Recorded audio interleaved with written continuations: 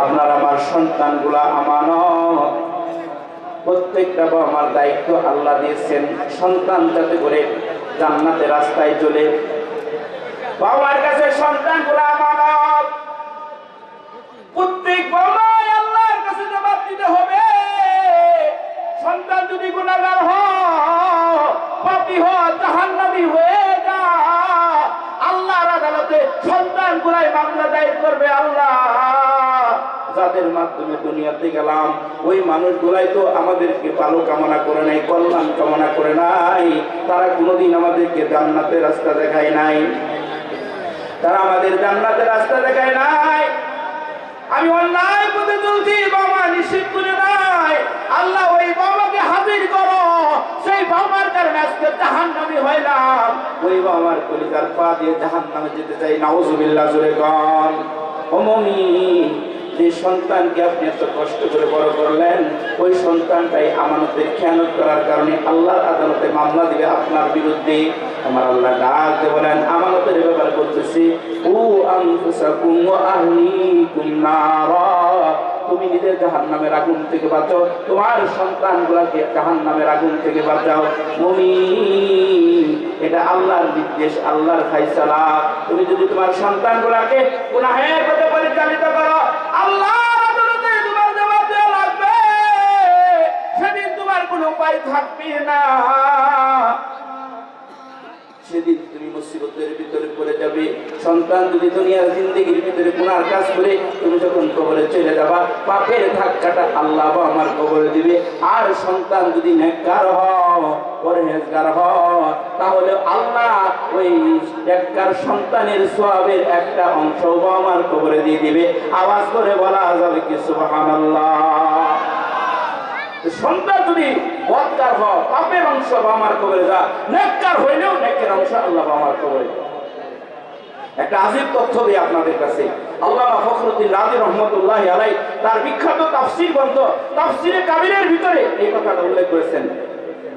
মুসা আলাইহিস সালাতু ওয়াস সালাম একদিন যাচ্ছে একটা গুরুত্বপূর্ণ সফরে। আল্লাহ তাআলা রাস্তার মাঝখানে তার অন্তরচক্ষু খুলে দিয়েছে, একটা গুরুস্থানের দিকে তাকায় দেখতেছে কবরের ভিতরে ধাও ধাও করে আগুন জ্বলতেছে। মুসা আলাইহিস সালামের বুঝবার বাকি নাই, লোকটা গুনাহগার হওয়ার কারণে, পাপী হওয়ার কারণে আল্লাহ কবরের ভিতরে আগুনটা জ্বালায় রাখছে। মুসা আলাইহিস সালাম চিন্তা করে তার জায়গা মতো চলে গেছে। আসার সময় বিকালবেলা যখন কাজ শেষ, ওই রাস্তায় আসবে, ঠিক ওই জায়গার ভিতরে আল্লাহ তাআলা তার অন্তরচক্ষুটা খুলে দিয়েছে। এবার তাকায় তাকায় দেখতেছে সকালবেলা যেই কবরে দেখছে আগুন, বিকালবেলা ওই কবরে আগুন নাই, ওই কবরকে আল্লাহ তাআলা জান্নাতের বাগান বানায় দিয়েছে। মুসা আলাইহিস সালাম আশ্চর্য হয়ে গেলেন, আরে সকালবেলা যেই কবরে দেখলাম আগুন, বিকালবেলা এমন কি কাজ করলো? তার কারণ সে জান্নাতের মালিক হলো, অথচ শরীয়তুল জামাত আল ইনসান ইনতানু আমালু, মানুষ মারা গেলে সব আমল বন্ধ হয়ে যায়, আমল তো জারি থাকে না। তাহলে সে কেমনে জান্নাতের মালিক হলো? আল্লাহর কাছে আবদার করে, আল্লাহ এটা জান্নাতের মালিক হলো কেমনে, রহস্যটা জানতে চাই। আল্লাহ বলেন, মুসারে এই লোকটারে জান্নাত দেওয়ার একটা কারণ আছে, রহস্য আছে। কি কারণ? ও মুসা, এই লোকটা ছিল বড় গুনাহগার, পাপিষ্ঠ। মৃত্যুর আগ মুহূর্তে বিবিরে ডাক দিয়ে বলে, বিবি রে, গুনাহগার হইয়া, পাপী হইয়া, জাহান্নামী হইয়া মারা যাইতেছি। তার অন্যতম কারণ হলো আমার সিনার ভিতরে আল্লাহর কালামের কোনো জ্ঞান নাই। তাদের জ্ঞান ছিল, তাদের সাথে কোনোদিন সম্পর্ক রাখি নাই। ও বিবি, যদি আমি গুনাহগার হইয়া, পাপী হইয়া মৃত্যুবরণ করতেছি, কিন্তু তোমার পেটে যে আমার বাচ্চাটা আছে, কথা দাও আমার সন্তানটাকে আমার মতো গুনাহগার পাপিষ্ঠ তুমি বানাবা না, আমার সন্তানটাকে তুমি আল্লাহর কালামের শিক্ষা দিয়ে ধন্য করবা। মুসা আলাইহিস সালাতু ওয়াস সালাম, এবার ওই লোকটা বিবিটা ওয়াদা দিচ্ছে, ও স্বামী, আপনি যদি জীবিত থাকেন আপনি কাজটা করবেন, আর যদি মারা যান তাহলে আমি আপনার ওয়াদা রক্ষা করব, আপনার সন্তানকে আল্লাহর কালামের শিক্ষা দেব, গুনাহগার বানাবো না। মুসার এই লোকটা মারা গেল, তার পাপের কারণে, গুনাহের কারণে আমি তার কবরের ভিতরে আগুনটা জ্বালায় রাখলাম।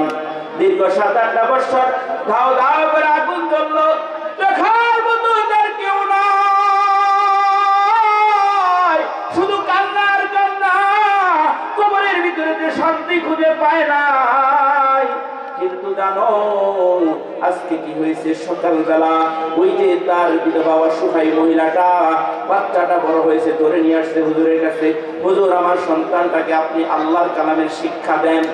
নির্দেশ পাইয়া হুজুর এই ছোট্ট নাবালেক বাচ্চাকে প্রথম সবক দেওয়া শুরু করলেন, বিসমিল্লাহির রহমানির রহিম।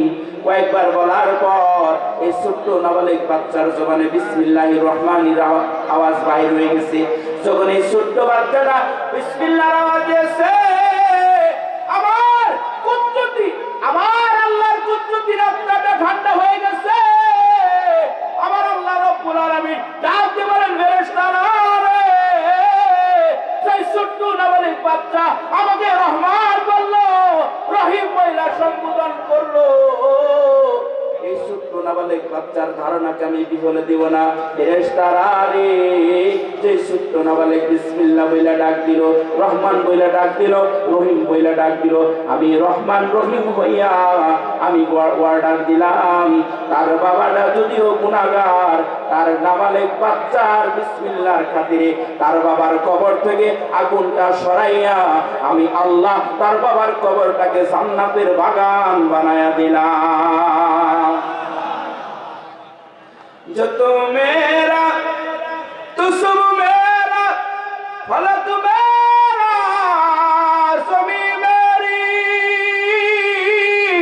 अगर एक तो नहीं मेरा तो कोई शय नहीं मेरी, अगर एक तो नहीं मेरा तो कोई शय नहीं मेरी। आवाज করে বলা যাবে কি আল্লাহু আকবার। এক সন্তান কবরের ভিতরে, আপনি কবরে চলে যাবেন, ফসল ভোগ করতে থাকবেন। হাদিসের ভিতরে আসছে, কোনো বাবা যদি তার সন্তানটাকে কোরআনের হাফেজ বানায় আর সন্তানটা যদি হালালকে হালাল, হারামকে হারাম মেনে তার জীবনটা অতিবাহিত করতে পারে, এই সন্তান যখন মারা যাবে আল্লাহ বলবেন তুমি সোজা জান্নাতে চলে যাও। আরেকটু জোরে বলেন সুবহানাল্লাহ। জান্নাতে যাইতে তো ভালো, দাঁড়াও তুমি একটু জাহান্নামে খুঁজতে, জাহান্নামে খুঁজতে দেখবে বাবা মা দাদা দাদি নানানি আপন জনের জাহান্নামের ভিতরে, তার বড় মায়া লাগবে। আল্লাহ, যাদের মাধ্যমে দুনিয়াতে গেলাম তারা আজকে জাহান্নামের বাসিন্দা, আমি জান্নাতে থাকবো আর আমার বাবা জাহান্নামে থাকবে, তা হয় না। আল্লাহ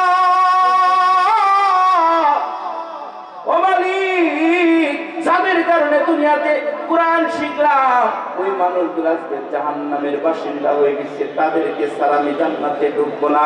আল্লাহ বললেন, যাও, তোমার সিনার ভিতরে 30টা কোরআনের পারা থাকার কারণে আমি আল্লাহ তোমার জন্য ফয়সালা করে দিলাম, কমসে কম 10 জন জাহান্নামী। কেমন জাহান্নামী? ফাদওয়াজাবাত লাহুন নার, যাদের উপর জাহান্নামকে একেবারে ওয়াজিব হয়ে গেছে, এরকম 10 জন জাহান্নামীকে তুলে তুমি জান্নাতের মেহমান বানায়া দাও।